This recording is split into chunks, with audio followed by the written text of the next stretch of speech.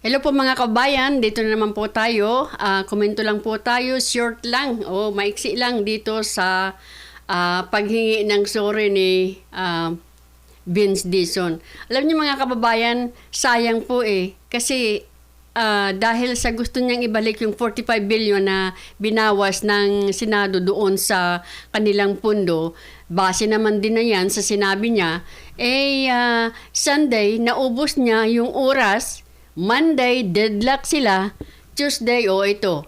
Ang sabi ni Sherwin Gatchalian, ni Senator Sherwin Gatchalian, hindi na muna pag-usapan ang DPWH today, bukas na lang. Kasi nga po, itong si Vince Dizon ay nagsumiti uli ng panibagong document na doon sa CMPD nila, yung cost material price data na sinasabi nagsumite ng panibago. So, ibig sabihin, pag-aaralan na naman po yan ng Senado kasi nga po, yung unang ibinigay nitong si Dizon, long time ago pala, yung unang ibinigay niya pala ay incomplete. Hindi tama. Pero iyon po ang pinag-aralan ng Senado noon. Sabi niya tagalin kasi 10,000 projects daw po yung pinag-aralan kasi 'di ba sabi nila nabawasan yung presyo kasi nga po yung may overpricing. Yung pong 10,000 projects na yun pinag-aralan na ng Senado. Kaya nga po na binawasan nila ng 45 billion. Ngayon, mayroong panibagong CMPD pag-aaralan na naman nila. Meron nga daw pong hindi matutulog tonight para maihabol. Ito naman sila Lacson, nagpapalipad-lipad na po mga kababayan ng mga, pwede namang magkaroon tayo ng, magkaroon ng reenactment budget. Kasi naman daw ipasa ito na maraming mga hindi maintindihan. Pero sabi naman ng Senator Gatchalian, may oras pa. Pero sabi ko lang po, perwisyo talaga ang ginawa mo, Vince Dizon. Kinain mo na yung Sunday, nag-deadlock ng Monday, Tuesday hindi pa rin mapag-usapan dahil sa panibagong CMTD na ibinigay, binigay kay Sherwin Gatchalian. Nagsorry po, 'di ba? Talagang sinasabi niya, pinababalik niya yung 45 billion kasi nga daw po ay maraming maaapektuhan. Mayroon pa niyang ginamit pa niya yung ekonomiya, maaapektuhan, mayroong ganito ganyan, 'di ba? But hindi pumayag ang Senado, hindi rin pumayag yung kabila. Ayun, Monday deadlock sila.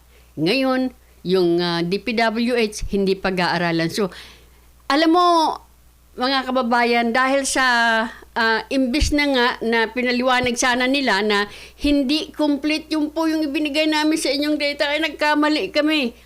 Ngayon, at least inamin niya. Ito po, nagsorry siya Nagsorry siya ito.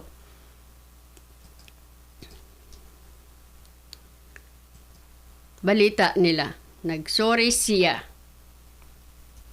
Nagsorry na sa Senado si DPWH Secretary Vince Dizon dahil sa kulang na price data sa mga infrastructure project. Sa kabila niyan, pinagdedebatihan pa kung ibabalik ba ang tinapyas na 45 billion pesos sa budget ng ahensya. Nasa frontline ng balitang yan, si Mayan Los Baños. Hindi po pwedeng uminto ang trabaho. Ibabalik ba o hindi ang 45 billion pesos na budget ng Department of Public Works and Highways? Isa yan sa dahilan kaya nagsuspindi kahapon ang Bicameral Conference Committee meeting para sa 2026 national budget. Hindi kasi nagkasundo ang mga senador at kongresista tungkol dyan. Deadlock na raw. Git ng Senado, walang mali sa computation nila dahil nakabase ito sa mismong price data na galing sa DPWH. Kanina, nagsorry na ang DPWH. Sila raw ang nagkamali. Humingi tayo ng paumanhin po sa ating mga senador dahil yung pong datos na pinadala ng DPWH several weeks ago ay clearly hindi sapat para makapaggawa ng tama at accurate na pag-a-adjust sa mga cost ng mga proyekto base na rin dun sa pagbaba natin ng mga presyo. Nagsumiti na raw ang DPWH sa Senado ng mas detalyadong datos para makwenta kung magkano talaga ang dapat ibawas sa mga proyekto. Importante yon para masigurado lang na walang mga project o minimal ang mga project na magiging unimplementable. Ayon kay Senate Finance Committee Chairperson Sherwin Gatchalian, pag-aaralan nila ito. Kapag na-validate na, ia-apply raw ito sa mga proyekto. Hindi direktang sinabi ni Gatchalian kung ibabalik ba o hindi ang 45 billion pesos sa budget ng DPWH. Pero ang mahalaga raw, masigurong walang makakalusot na overpriced items at maipatupad ang mga proyekto. Pero para kay Senate Majority Leader Mig Subiri, our stand is not to give back the 45 billion as a whole. Hindi po pwede across the board ibalik lang yan. samantala ang Malacanang naman, sang-ayon na ibalik ang pondo sa DPWH. Kailangan daw yan para makumpleto ang halos 10,000 proyekto ng ahensya. Nagbabalita mula sa Frontline, Sure. Mean Los Baños. Kailangan ng Malacanang ang pera. O ang 'di ba? Sa mga kababayan, ikaw, Vince Dizon, ikot ka kasi ng ikot, imbes na mag-pay attention ka, dahil alam mo namang mag-budget season na, titingnan yan, di sana inasikaso mo muna yan. Pero inuna mo yung papunta-punta ng Davao, kung ano-anong pamilya ka ng pamilya, dakdak ka ng dakdak sa harap ng media, ayan tuloy. Nagsumiti kayo ng incomplete data, naging perwisyo kayo, kinain ninyo yung Sunday, kinain patuloy yung Monday, di ba? Oh, di ba? Hindi sila bumalik ng Monday.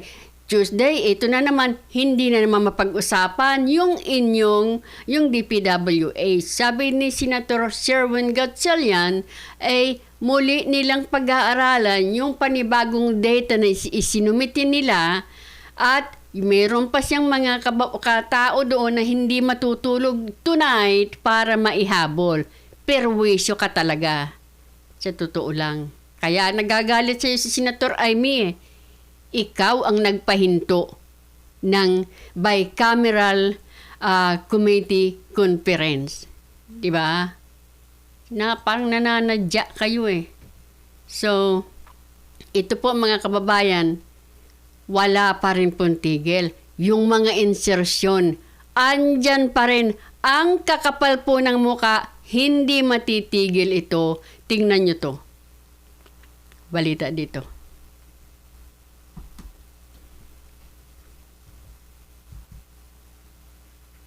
Hindi pa nga tapos ang issue sa questionableng insertion sa 2025 budget, tila hindi pa rin talaga natututo ang ilang kongresista. Sa ulat ng PCIJ, House leaders pa raw mismo ang may pinakamalalaking singit para sa 2026 budget. Ang detalye sa agenda report ni Elijah Bonzo. Ilang buwan na ang nakalipas matapos magkaroon ng palit liderato sa Kongreso, bunsod ng sunod-sunod na pagputok ng issue na may ugnay sa flood control scandal. Pero sa House of Representatives, napalitan man ang mga pangalan, parehas na mga posisyon pa rin ang nakatanggap ng pinakamalalaking insertions sa 2026 DPWH budget, ayon sa huling ulat ng Philippine Center for Investigative Journalism o PCIJ.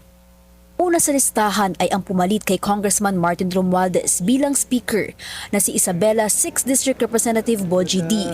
Ang distrito ron ni D ang nakatanggap ng pinakamalaking insertion mula kasi sa isinumiting proposal ng DPWH, tinatayang 1.1 billion pesos lang ang allocated. Pero tumripli ito sa 3.1 billion pesos sa House proposal matapos magkaroon ng halos 2.7 billion peso insertion.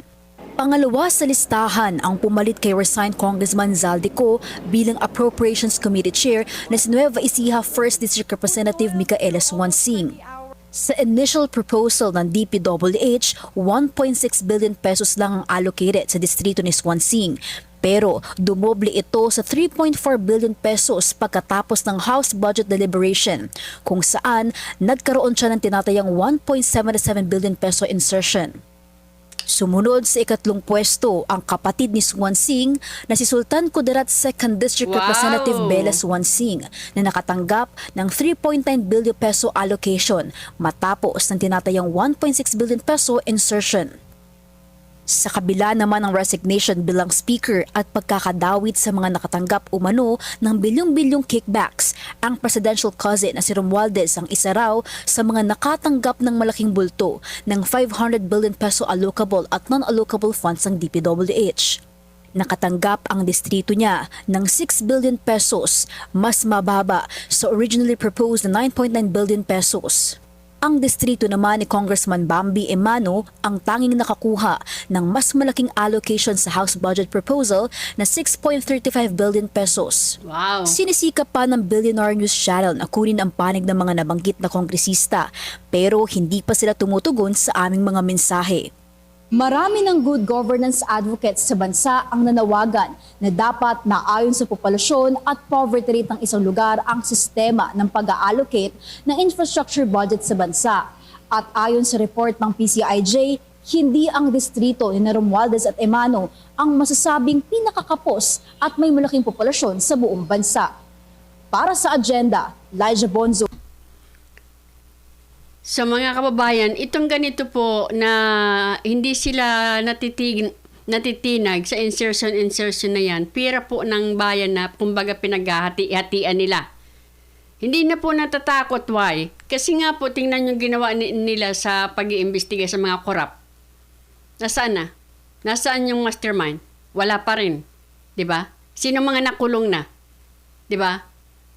Let's not forget this, mga kababayan. Huwag nating kakalimutan na ninakaw po ang over 1 trillion na peso na dapat po ay sa flood control project. Ninakaw po nila yan. Dahil nga po sa pinaiikot-ikot nila ang pag-iimbestiga dito, parang gustong kalimutan na lang ng taong bayan. Ang dami pong mga nangyayari ngayon, di ba? Katulad yan, meron silang sinasabing magsampas-sampas sila ng kaso kay VP Sara. Alam po ninyo, ito po yung tinatawag nila, narinig ko na parang selective outrage po. Galit sila sa mga korap, pero hindi nila nakikita yung kinurap na 1 trillion. 'Di ba? So ito, mga kababayan, meron po akong isi-share sa inyo na nakita ko lang ito sa Peanut Gallery. Wala po itong kinalaman dito. Pero meron din eh. Kasi contractors din po na nag-donate dito kay Bongbong Marcos. Kasi parang hindi nababanggit, no? Few weeks ago may nakita ko sa parang dumaan lang sa sa FB, sa wall ko, na dumaan lang na mayroon nagtatanong tungkol sa nasaan ba 'yon? Ito nga po yung sinasabi ko na ito, mga contractors na nag-donate dito kay Bongbong Marcos. Tingnan ko lang kung mahanap ko. Parang GMA 7 yung nagtanong.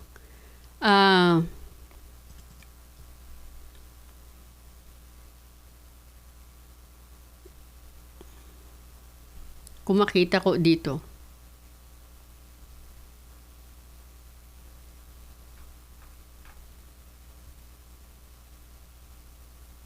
Dito, mga kababayan, no, nakita ko lang ito na bakit ganun ng parang galit si Yusek girl sa sagot. May tinanong siya ito. Di ba? Parang GMA yata ang nagtanong. Shows the president got millions in campaign contributions in 2022 from contractors while they had ongoing contracts with the government. And these contractors eventually got significant rise in public works contracts awarded to them in the last 3 years. How does the palace respond to this, especially since this is in violation of the Omnibus Election Code? Let the COMELEC do its job. Investigate. It shows the president got millions. Parang galit, ano?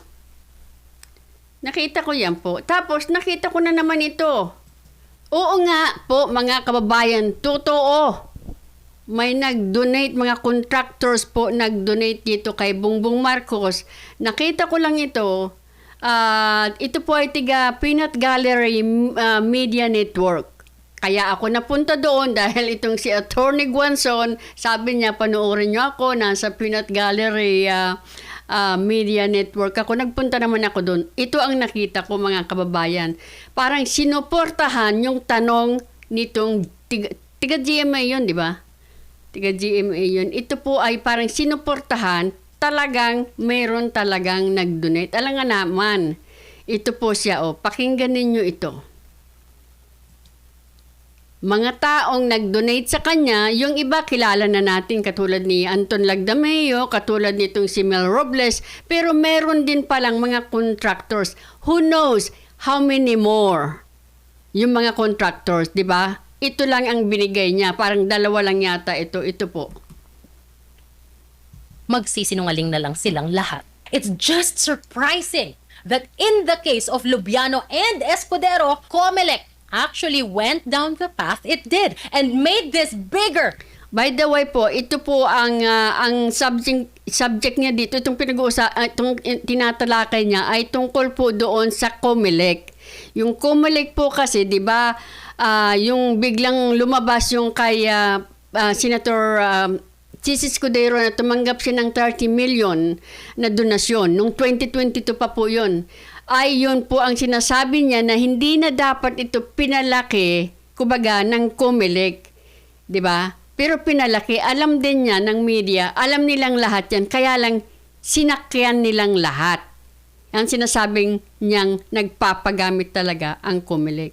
Pakinggan po ninyo. Tapos dumating siya doon sa point na kung titingnan ninyo ang iyan, tingnan na rin natin lahat. So doon ko nakita na, ayan, siya na mismo ang nagsabi, may mga contractor na nagdo-donate kay Bongbong noong 2022.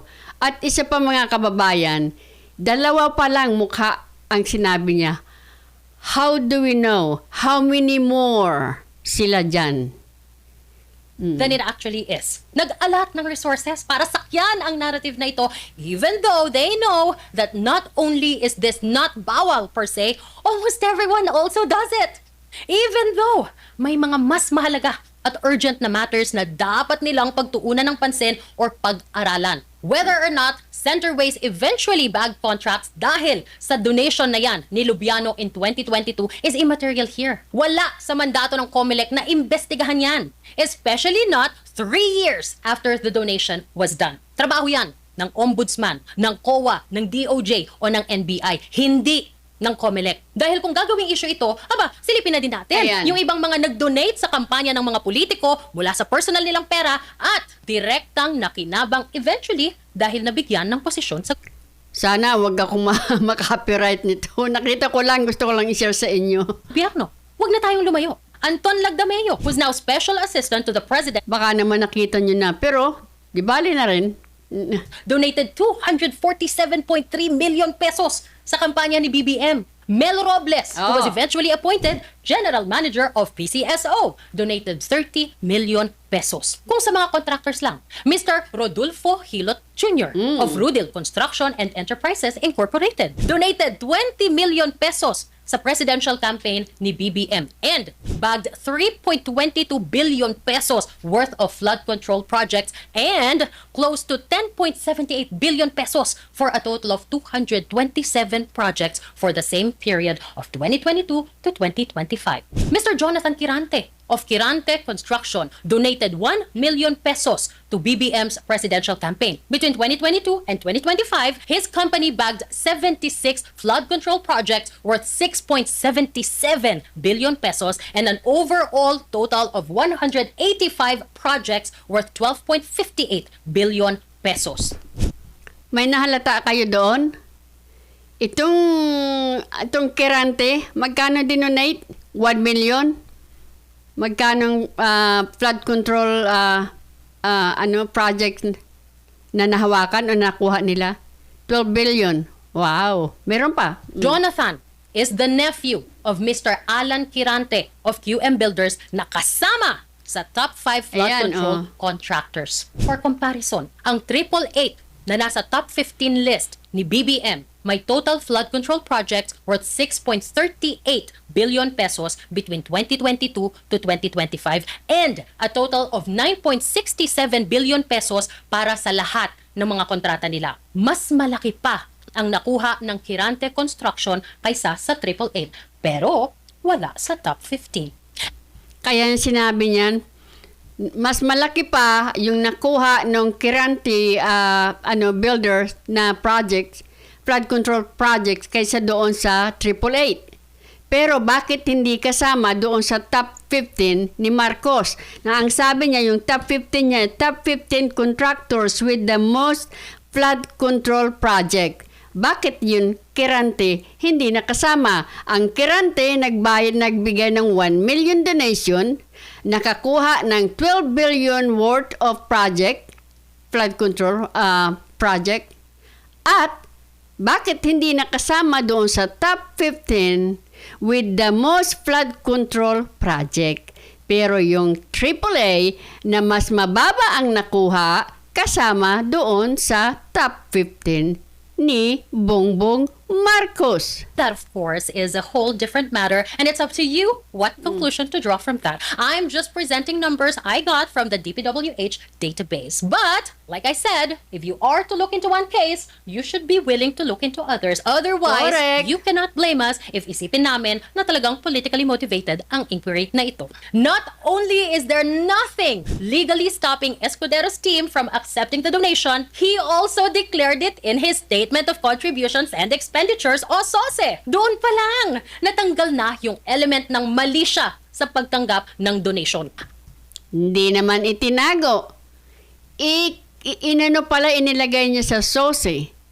Hindi niya itinago. Diba?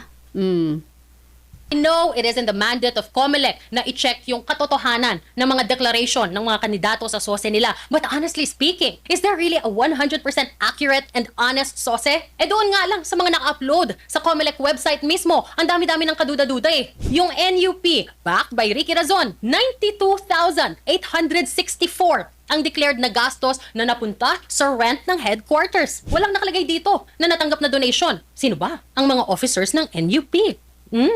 Ronaldo Puno, Romeo Acop, and Christine Boying Remulla na ngayon ay ating ombudsman. I mean, baka naman, di ba? May attachment na kasama yung SOSE na yan. I don't know. This is just what's on the website of COMELEC at pinapakita ko lang kung ano yung nakuha natin. Liberal Party, 2.85 million pesos ang tinanggap na cash contribution. 12,500 pesos in kind. Ang total na ginastos, 2.85 million pesos. Kiko Pangilinan sa Senado, mamamayang liberal sa Kongreso. Amazing! Talo pa sila ng Kabataan Party List. 3.5 million pesos ang natanggap na cash donation.